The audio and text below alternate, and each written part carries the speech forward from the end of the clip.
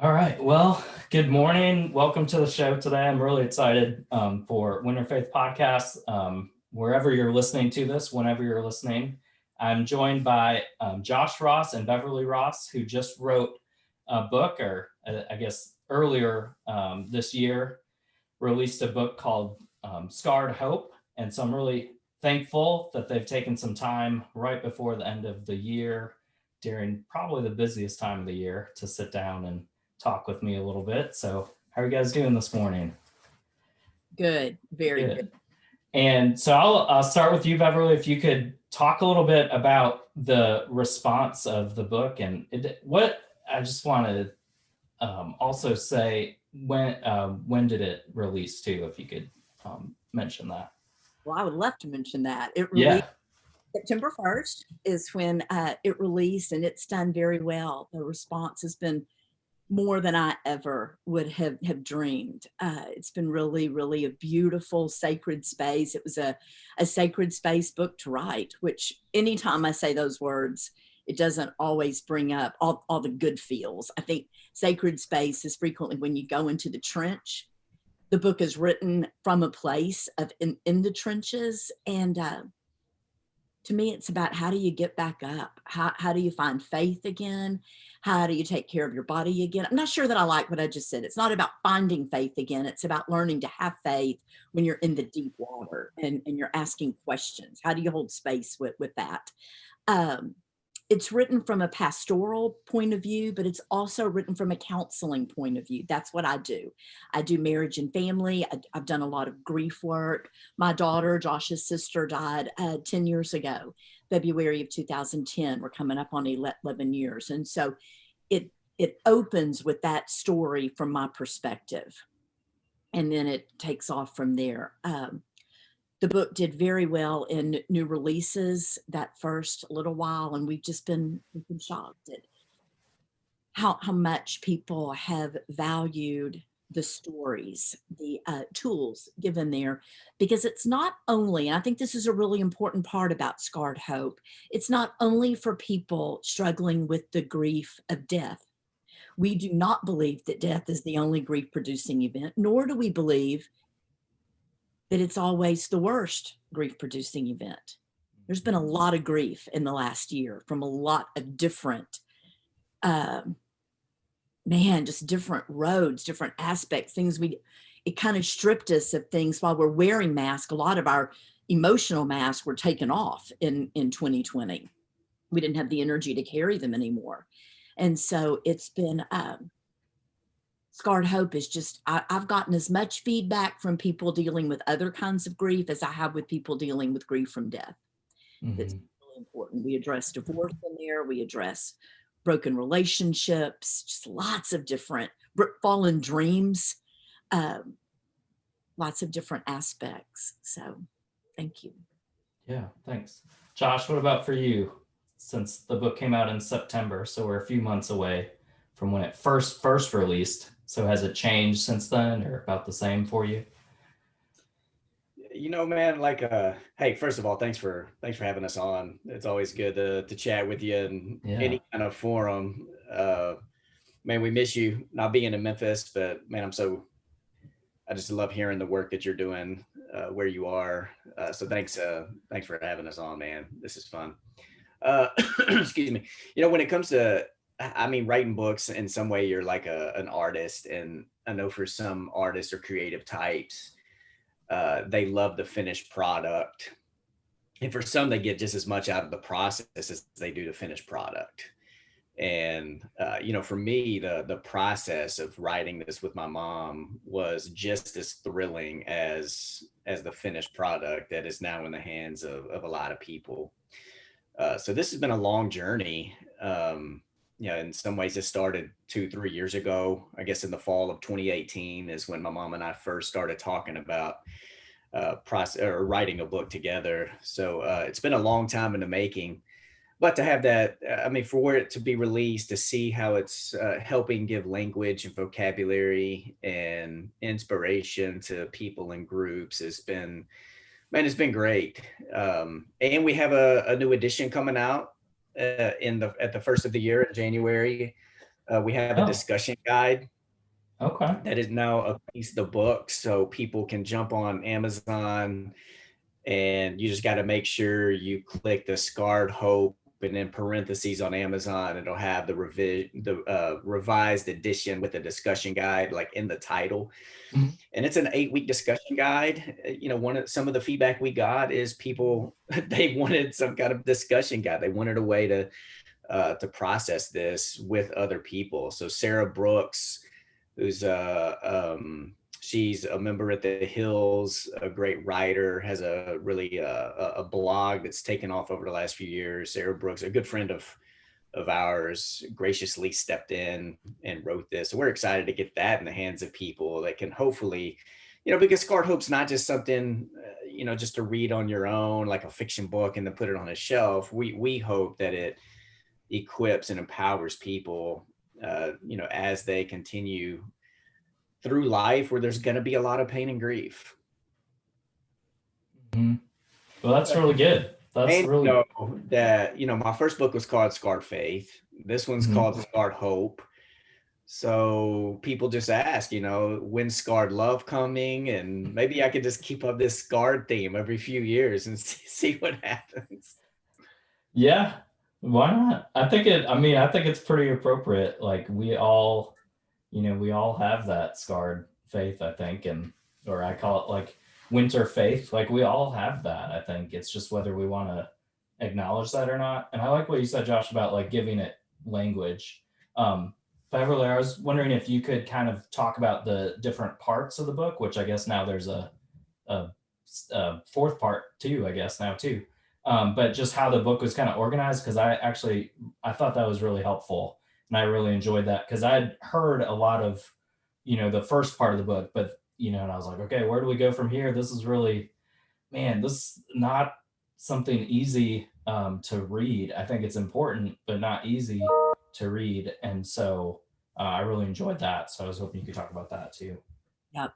Josh did all the organizing it, and I thought it was genius too. I thought it was fabulous the way he did that out. Scarred Hope is written in 3 parts. The 4th part that we've added is the discussion guide, which we definitely invite people into. We wanted it to be a discussion piece. But the first part, I wrote the first part, and it is Jenny's death. And it's not just about her death, it's about my heartbreak, that beginning. And the first part is brutal. It's hard to read. Josh has offered multiple times to pay $50 to any grown man that can get through the first part without shedding a tear. It is Mm. really a hard read, but we all have a story like something like that. It might not be that brutal, but we all have a story. And so we felt like the more authentic that we could be in telling that story would be helpful. Part 2 is written from a counseling pastoral perspective. Josh and I write that part together, and it is really offering people tools for whatever is rising up inside of you to calm anxiety. I frequently refer all my clients that have read the book and my friends to chapter 7, which is where we talk about how to take care of your body, how to take care of yourself emotionally. What do you do about relationships? What are expectations about relationships? And then how do you nurture your own soul spiritually? And the other part of 2 is about spiritual air, about being okay with the groanings that Paul does such an eloquent job talking about in Romans 8. Josh writes a gorgeous chapter on that. And then part 3, I think most people talk about part 3 being their very favorite. Yeah. It's easy to read. What Josh did, it was hard to write. He tells me he did the transcribing of it, but we had planned on getting together face to face, but because of the pandemic, we just had to do it on FaceTime. But Josh and I, in part 3, tackled 10 questions. And it's conversational. It's conversational between a mother and a son. It's conversational between 2 friends, because we are. It's conversational between colleagues, because we do share work together. And it's just, we entertain questions like, how do you nurture a marriage in the midst of grief and heartache? Does time heal? And I think that's an interesting piece that we always we always address, but in my opinion, it's a religious cliche. I'm not even sure if that's an appropriate goal. Josh, help me. What are some of the other pieces in part 3? Some of the other questions. Does everything happen for a reason? We process, especially for parents, about half of them deal specifically with death and half don't. But, about your bio for parents who have lost children, how do you cultivate a healthy marriage when you've experienced loss? I'm blanking on a few of the others, but and Andrew, I bet you come in contact with a lot of those questions and statements in your line of work. You know, Yeah, I mean, in my line of work of like, wrestling with, men, women, and children that are experiencing homelessness specifically is what I'm doing. And then previously working at a hospital as a hospital chaplain, like a lot of time, I really resonated with the parts where you say people are scared of those that are mourning. They don't know what to say. So a lot of times we're too silent. So we say nothing. I mean, I was like a paid professional chaplain, and there were a lot of times I was really worried about saying the wrong thing. right.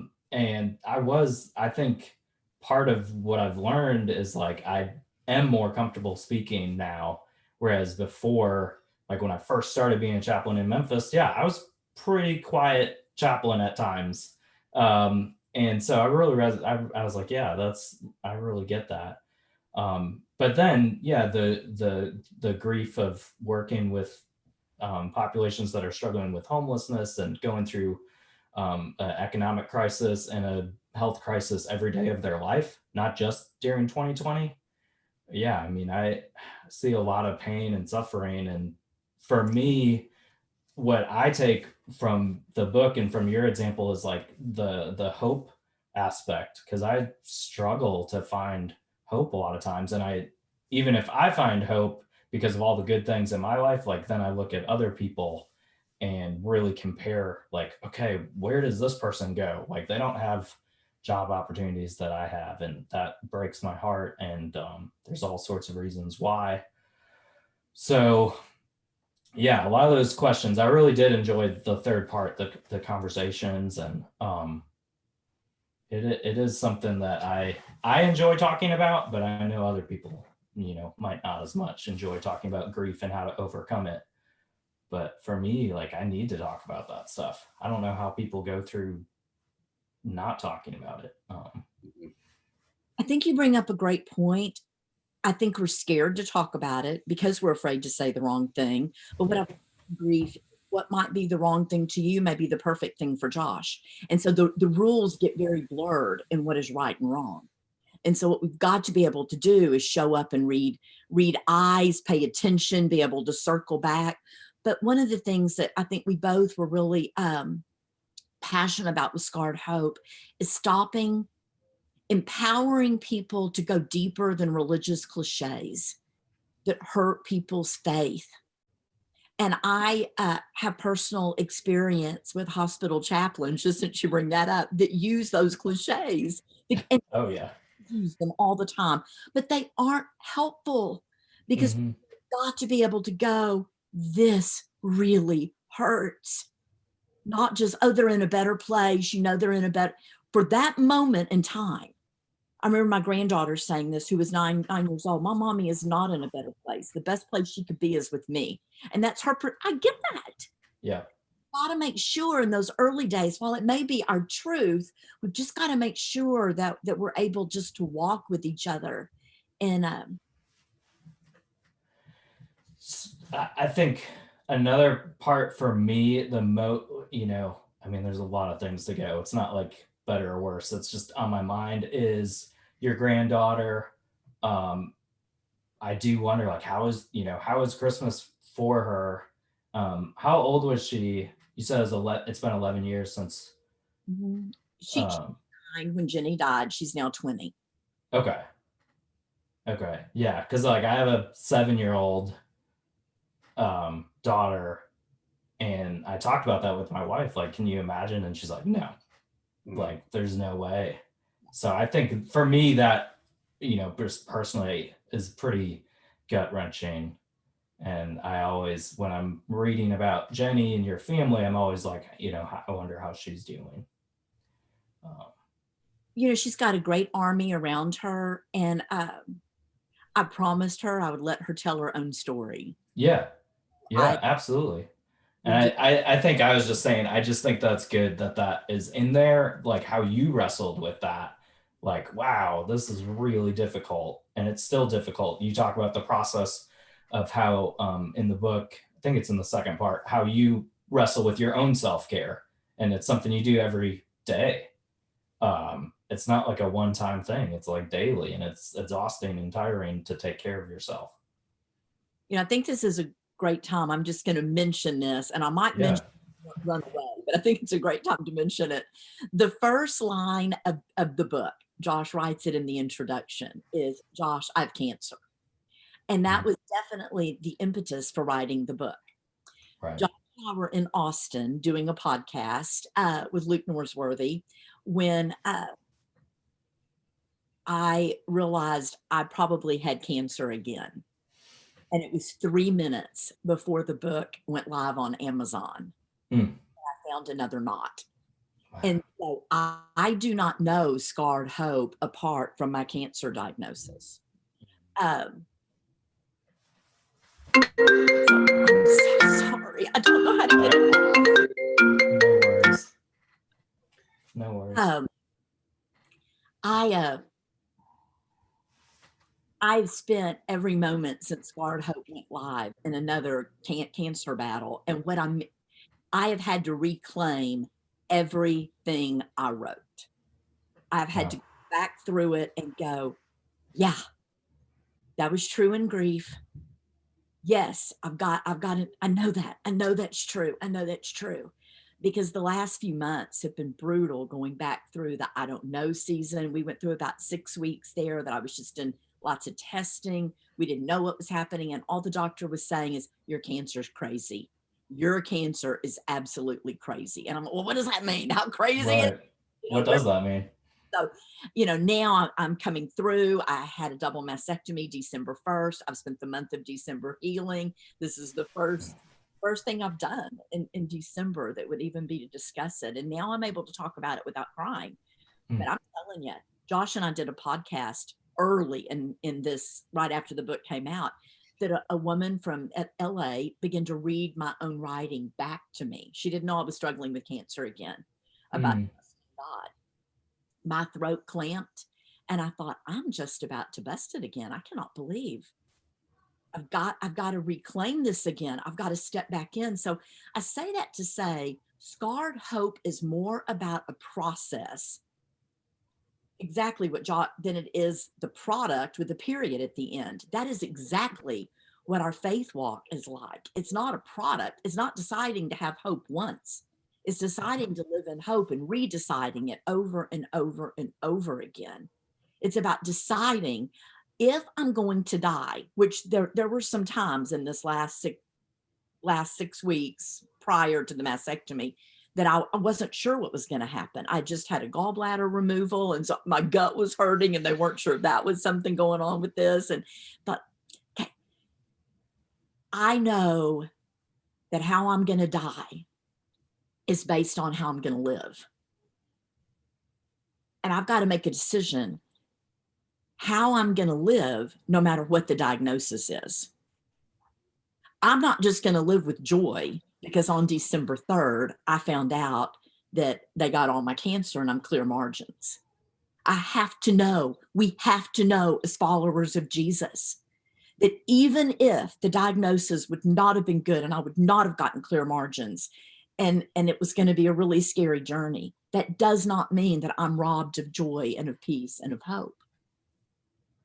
I've got to learn, I got to walk that out, because God's goodness does not depend on my diagnosis. God's goodness does not depend on my prognosis. Mm-hmm. And so I think redeciding that all over again and making sure that my inner circle gets, we don't just follow the Lord because we get good news. We're going to follow him, and we're going to stand with each other. This morning I've been already conversing with a beautiful friend of mine. I've known her for 30 years, who did not get my diagnosis, did not get a prognosis. In fact, she got denied going into the program that she was experimental program that she was hoping to get. Her prognosis is not good. And encouraging her to still live with joy and peace and hope. And it's okay to cry in the midst of that. Joy and peace don't mean we don't lay on the floor and throw big fits. It means we get back up and we allow the Holy Spirit. It's supernatural. It's stuff you can't even explain or explore, but that's what Scarred Hope, it is about that. And it was a good tool for me to go back through and to reclaim a deeper truth that as I swam in deep waters going, hey, Lord, what now? And the cool part is he never, and this is with Jenny's death too, he never left me void of his goodness. There was always another phone call. There was always somebody dropping by or bringing, there was always a scripture that came to mind.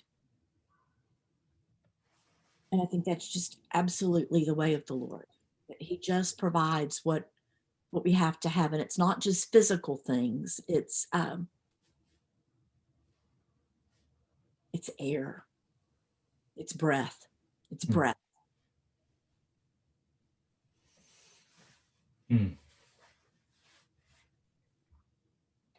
It is hard to not just associate the, like, if I get the wrong answer, that to still have hope. Like, how do you, maybe I'll let Josh talk a little bit, like, how do you wrestle with that when you see other people and, they don't get the diagnosis that's positive?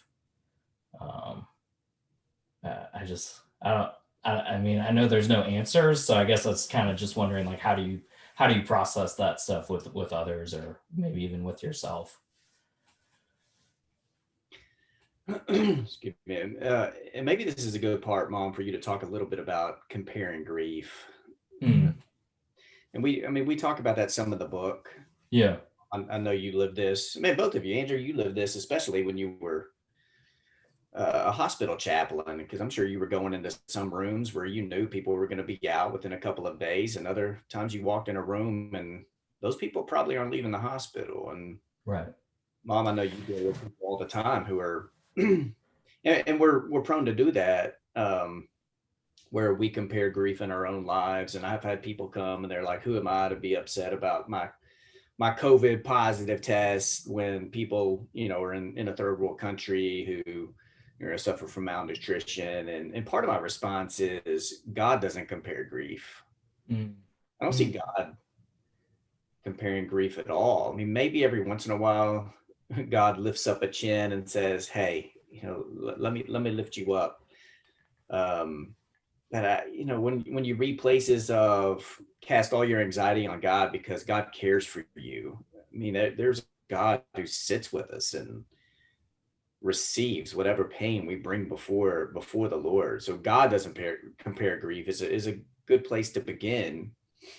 Therefore, if we're not going to try to compare grief and meet people wherever they are on the journey, I think then the conversation becomes, what are those truths that hold us together through whatever it is we may be going through? What are those anchors? That whether my mom's diagnosis is she's cancer free or her friend's diagnosis is she's not, that they're both standing on some of the same truths as they try to live that life.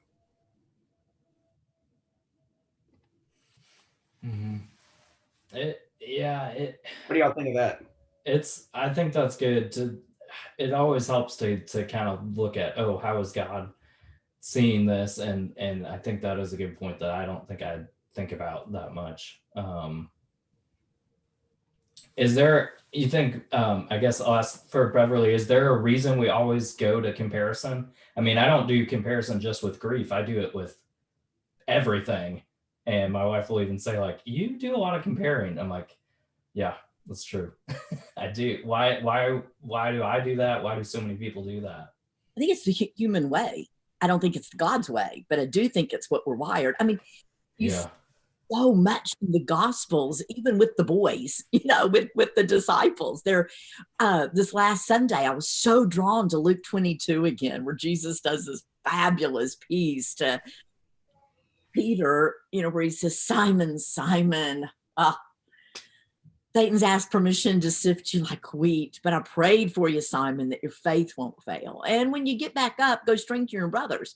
But preceding that, the boys, after Jesus tells them, this is the last time I'm going to be with you, something big is about to happen. I mean, he's trying to explain them. They go in this comparison journey on who's the best, who's the worst. They get in this fight. And so I'm not sure that the sifting is a part of comparison. There's so many things we do from a human perspective that are absolutely not helpful to our own growth. And I think it's helpful to recognize that at the base of the cross of Jesus, we are all, now I'm not just talking followers of Jesus, all people are more same than we are different. At the cross of Jesus, there is a sameness in humanity. And I used to do the comparison too. I'm a 3 on the Enneagram. Comparison is my way. Who's the best? And I want it to be, like the doctor, when I got this cancer diagnosis and I met with the doctor, I said, no, what do I do? How do I heal? And he said, rest. And I'm like, okay, I'm going to be the best rester you've ever seen in your life. Yeah. I'm going to do this well. But what helps me is to know if I am the best, that's not helpful to have somebody under me. And if I'm the worst, it's not helpful for whichever side I come out on. It's best and helps me most when we're together. When we walk arm in arm. Comparisons are not helpful. And what Dr. Brene Brown so beautifully points out, Desmond Tutu in his book on joy points out that comparisons rob us of joy. People who compare, and I'm speaking to myself here, when I'm in comparison mode, I'm in work mode, I'm in hustle mode, hustling for my own worth. And it robs me of my joy that I experience. Just, oh, yes, Lord, yes, I am good enough when I'm just with you.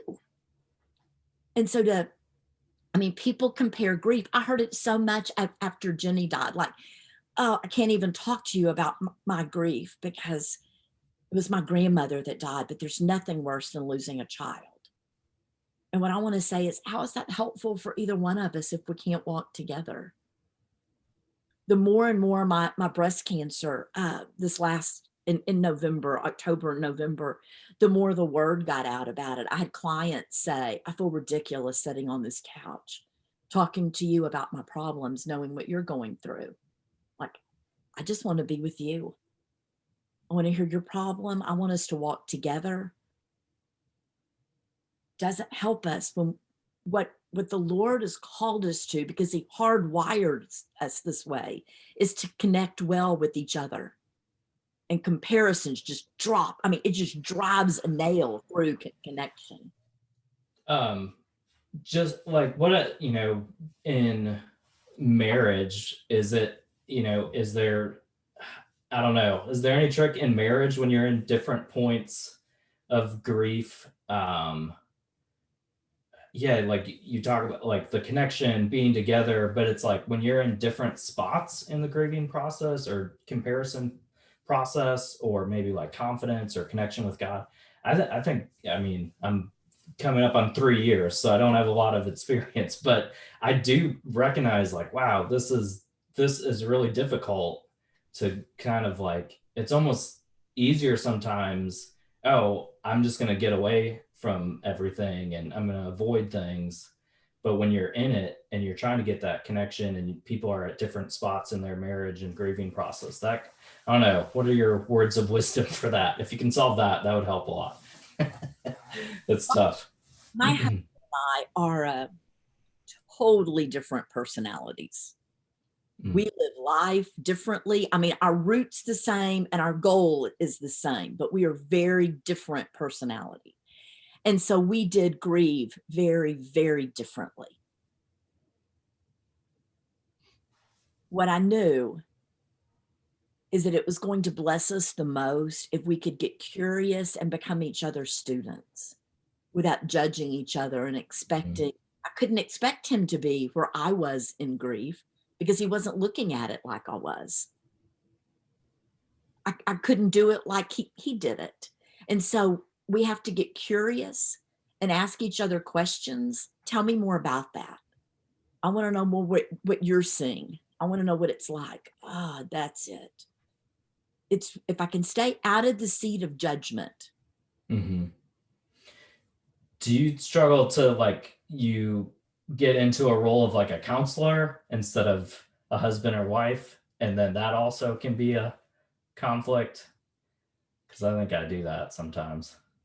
Normally, I do. Grief and the breast cancer thing stripped me of all my I just lost a lot of energy. I think when I say energy, I'm not just talking physical, it's physically draining too. But I didn't stay as professional as I do in other points of my life. And so I even bring that into the counseling room with, I'm a really good counselor. So I need you to hear this because I do that well. But it's also a blessing not to be the one in the no, where I'm not the one sitting in the room with all the answers. The answers for you are not within me. The answers for you are within you. And my job, professionally, marriage, friend, everything, is to empower you to find those answers within you. I want, as you've spent time with me, for the Holy Spirit to have more freedom inside of you. Is that Yeah, it's like if you can, it almost like if you can just, it's like a mindset of saying like I don't have this. I think I struggle too much because I just want to go to answers, and if it, and to get into the mindset of like, okay, God has answers, the Holy Spirit has answers, you have the answers, and I just, yeah. What about for you, Josh, for your marriage, and I guess being a parent too, but just thinking about marriage, I guess specifically.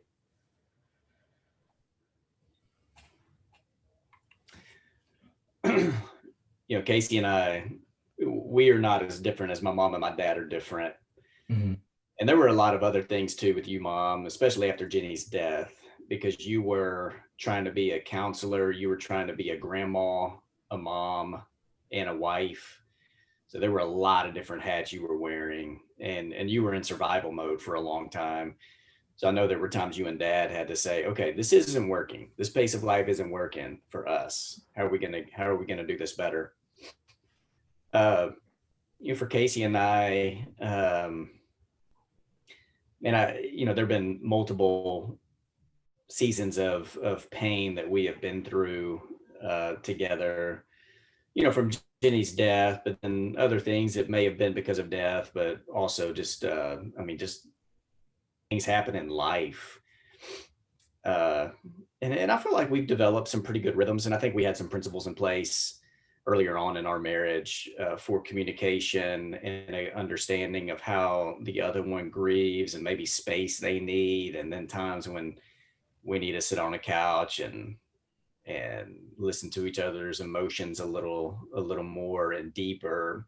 And we also have a deep respect for each other's friend groups and the place they play in our healing and in our maturity in life. So I don't think I'm the only one Casey needs to process life or grief with. So I love when she is with her friends, able to process that kind of stuff. And she does with me too. She has a lot of respect for my friend group. And so there are times where we may be away from the kids or away from the family for a couple of days.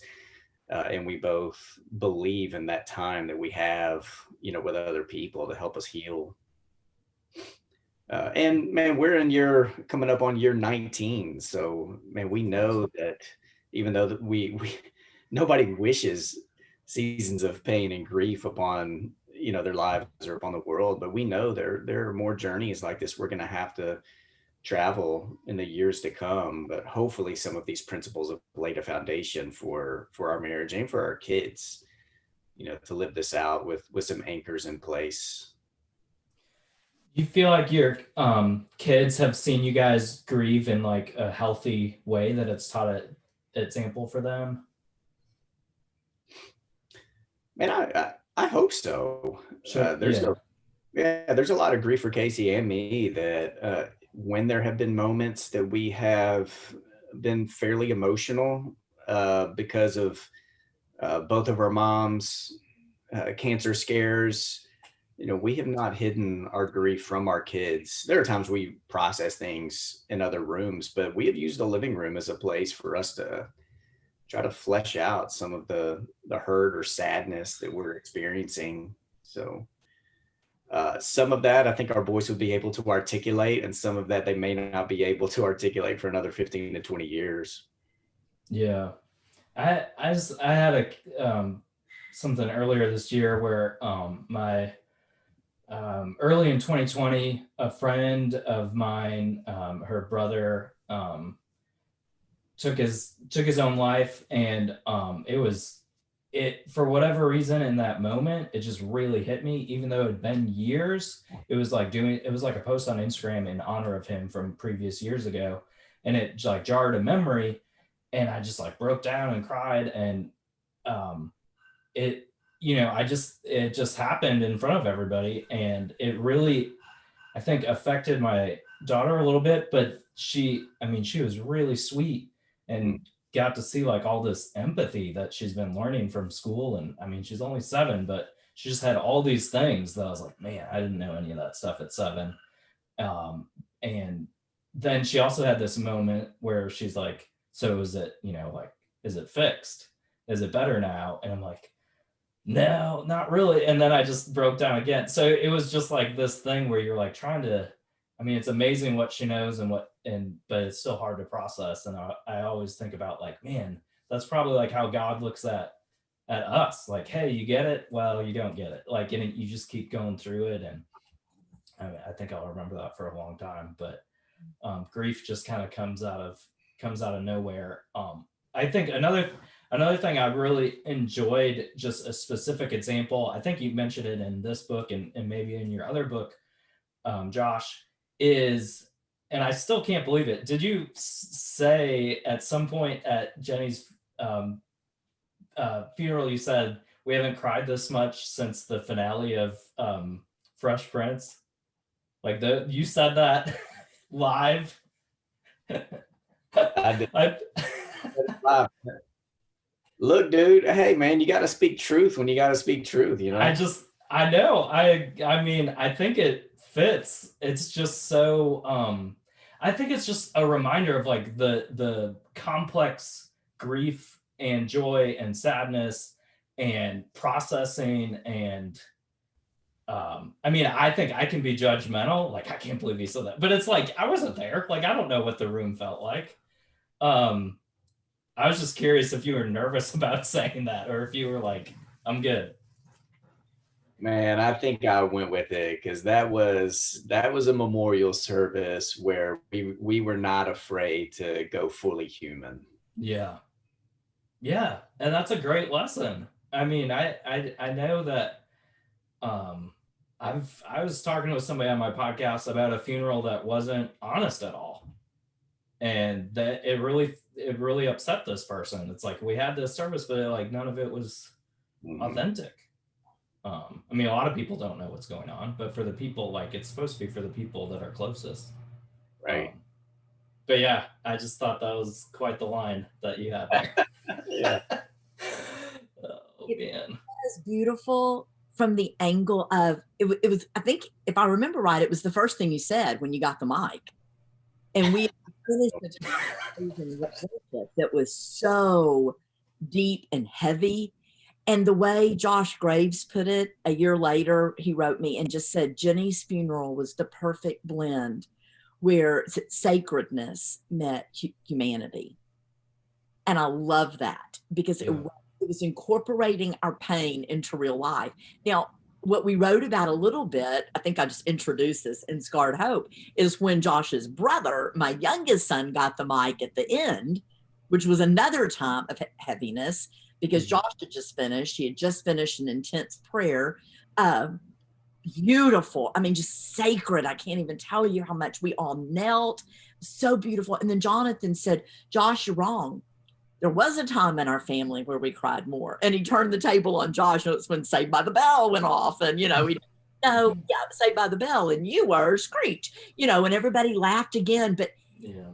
it was so amazing to me. And I still hang on to crying and laughter joining. I work with grieving people that feel such guilt and shame when they start to laugh again.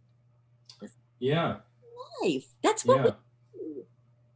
You're gonna laugh again. I promise you're gonna laugh. The sound of your laughter is gonna shock you. There's an old grief cliche that says this: it feels really, really bad to be so sad.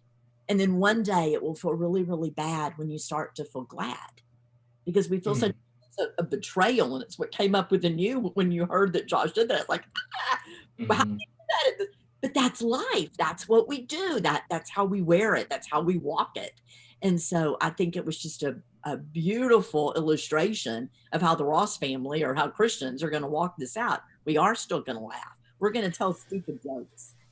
I just don't think we have a lot of examples of that. So I hope that people hold on to that when they read your book, because it resonated with me. I was like, oh yeah, I get that, but I could see a lot of people not getting that. So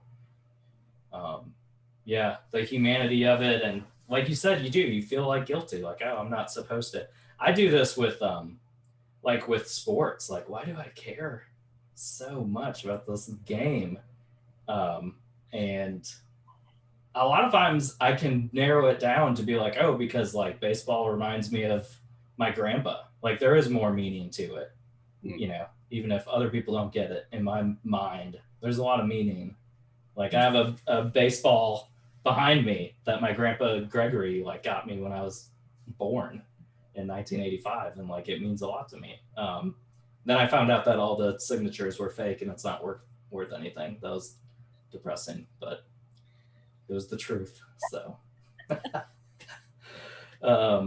but yeah, that, you know, we feel guilty about the things we care about.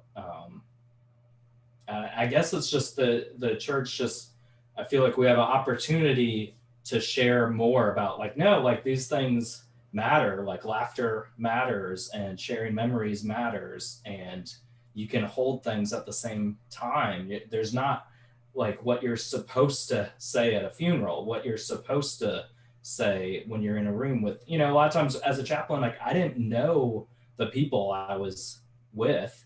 So I don't have like, people would be like, did you cry every time? Like, no, like you cry if you're emotionally attached to something. Like there could be like projection, and I'm talking to somebody that reminds me of my friend that died and I cry, but I don't know this person super, super well.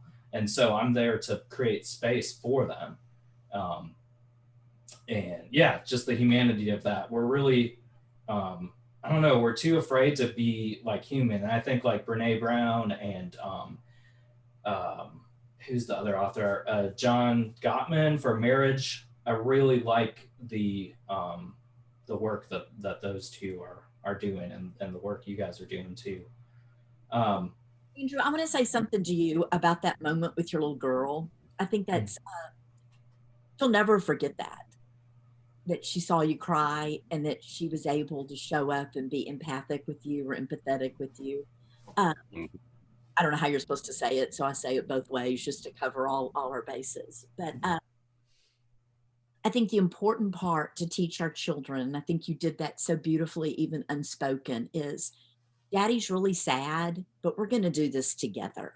It's okay for you to be sad, but you're never going to do it without Daddy, you know, walking with you. But I just think there's something that we can give voice to. Daddy's really missing. Grief is not as much taught with a chalkboard as it's taught through holding hands on a path. And I think that was a great teaching, that she'll never forget what she saw from you. And I just want to applaud that you were able to do that with her, but at the same time, able to teach in that space too. As Josh said, and I think that was a great illustration that he used, frequently we process in our den or our living room with all of us together. And sometimes I do it behind closed doors. Like, I didn't necessarily want my children to watch me do the wailing, lay on the floor kind of cry, but I'm okay to cry with my kids and go, this is really hard. This is hard because it's life. It's what we do. It's what Jesus did for his disciples. Taught how do we grieve? How do we have pain? And I just wanted to say that to you personally, that I love you were able to do that. Well, I think I've pretty much asked everything I wanted to ask. Is there any, so the book has the new edition added to it that's already on Amazon. Is that correct? With the study guide? Yeah. If you put Scarred Hope or Beverly Ross or Josh Ross in Amazon, Scarred Hope will appear, and then right by it will be Scarred Hope, and in parentheses, the revised edition with a discussion guide. Awesome. Yep. Well, thanks for taking some time as we close out 2020. Hopefully 2021 is a little different. Yeah. Yeah, for sure. Hey, thanks for having us on, man. Blessings to you. Can't wait to see you again. Thank you so much. I'd so appreciate it. I've looked forward to being with you at every chance I get, Andy. Thank you for doing that. Thanks for inviting us. Gosh, always hang out with you across the miles. So thanks. Yes, ma'am. Cool. Well, thank you. I got it all here, so I'll hit stop. But